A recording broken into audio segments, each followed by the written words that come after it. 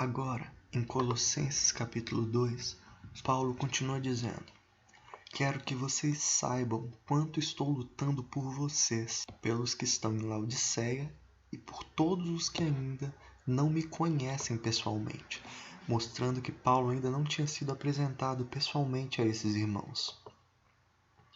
Esforço-me para que eles sejam fortalecidos em seus corações, estejam unidos em amor e alcancem toda a riqueza do pleno entendimento, a fim de conhecerem plenamente o mistério de Deus. Qual é o mistério de Deus? Cristo. E mostrando que em Jesus, em Cristo, estão escondidos todos os tesouros da sabedoria e do conhecimento.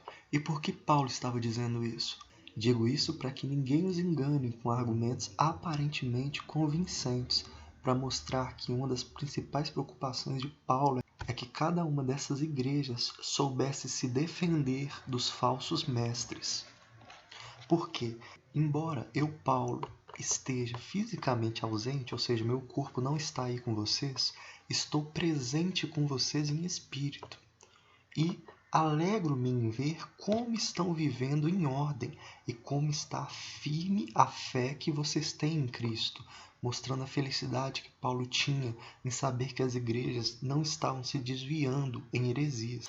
Portanto, assim como vocês receberam a Cristo, o Senhor, continuem a viver nele.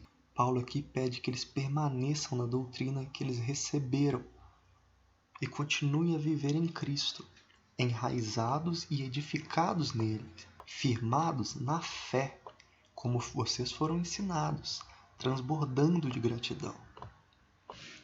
Tenham cuidado para que ninguém os escravize a filosofias vãs e enganosas, como está escrito em Gálatas capítulo 5, verso 1. Foi para a liberdade que Cristo nos libertou. Portanto, permaneçam firmes e não deixem submeter novamente a um jugo de escravidão. E essas filosofias enganosas que escravizam, elas se baseiam, elas se fundamentam nas tradições humanas e nos princípios elementares desse mundo e não em Cristo. Ou seja, assim como aqueles que queriam escravizar a igreja de Gálatas, esses falsos profetas, eles não se baseavam na fé em Cristo para a aceitação de Deus, mas eles se baseavam em tradições humanas, em cumprimento de regras, em cumprimento de religiosidades. Mas como Paulo diz, tenham cuidado para que ninguém os escravize. Pois em Cristo habita corporalmente toda a plenitude da divindade. Como João escreveu a respeito de Jesus, aquele que é a palavra, Jesus, tornou-se carne e viveu entre nós. Vimos a sua glória, glória como do unigênito vindo do Pai, cheio de graça e de verdade. E por estarem nele, Jesus que é o cabeça de todo poder e autoridade, vocês receberam a plenitude.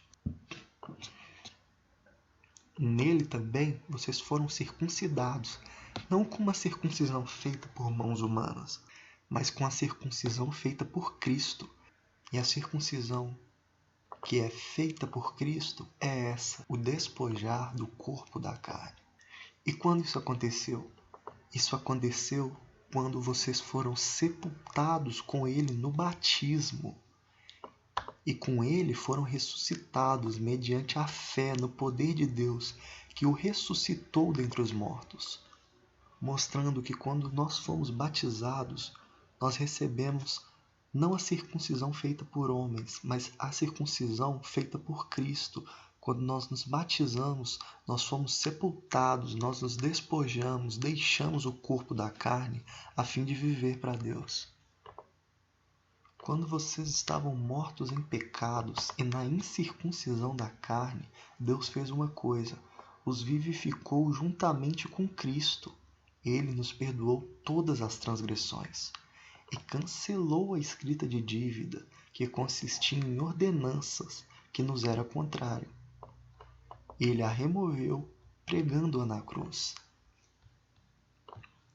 E tendo despojado os poderes e autoridades, fez dele um espetáculo público, triunfando sobre eles na cruz.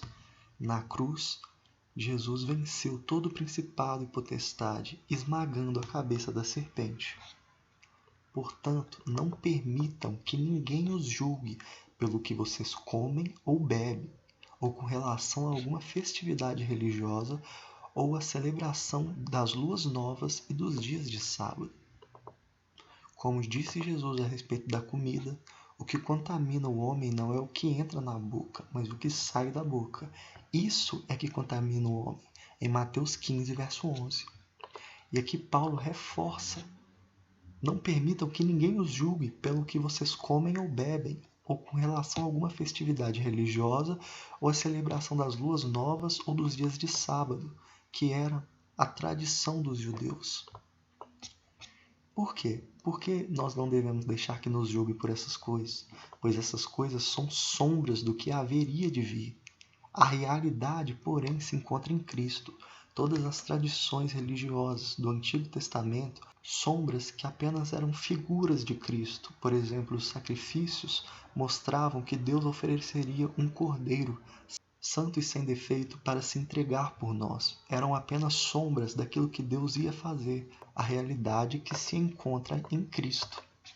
Não permitam que ninguém tenha prazer numa falsa humildade e na adoração de anjos. Ou seja, dessa falsa humildade, heresias como, por exemplo, a adoração de anjos infiltravam-se na igreja.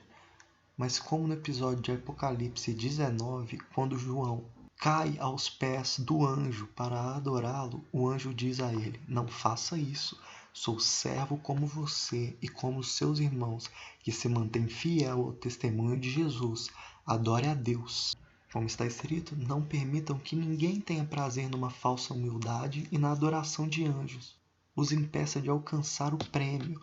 Tal pessoa conta detalhadamente suas visões e sua mente carnal a torna orgulhosa. Ou seja, pessoas tinham visões, mas não do espírito, mas da carne, e isso se transformava em heresias. E essas heresias contaminavam a igreja. Mas Paulo diz: não permita que ninguém os impeça de alcançar o prêmio. Essas pessoas que tinham visões falsas, Paulo diz a respeito delas: trata-se de alguém que não está unido à cabeça, a partir da qual todo o corpo, sustentado e unido por ligamentos e juntas, efetua o crescimento dado por Deus. Já que vocês morreram com Cristo para os princípios elementares deste mundo, esses princípios elementares são as tradições religiosas. Por que é que vocês estão como se ainda pertencessem a ele, se submetendo a regras? Ou seja, eles ainda estavam se submetendo a regras humanas, como, por exemplo, não manuseie, não prove, não toque. Por que vocês ainda estão se submetendo a esse tipo de regra? Todas essas coisas estão destinadas a perecer pelo uso, pois se baseiam em mandamentos e ensinos humanos. Essas regras têm, de fato, aparência de sabedoria, com a sua pretensa religiosidade, falsa humildade e severidade com o corpo, mas não têm valor algum para refrear os impulsos da carne. Ou seja, essa falsa religiosidade não serve de nada, ela não refreia os impulsos da carne. E assim termina Colossenses capítulo 2.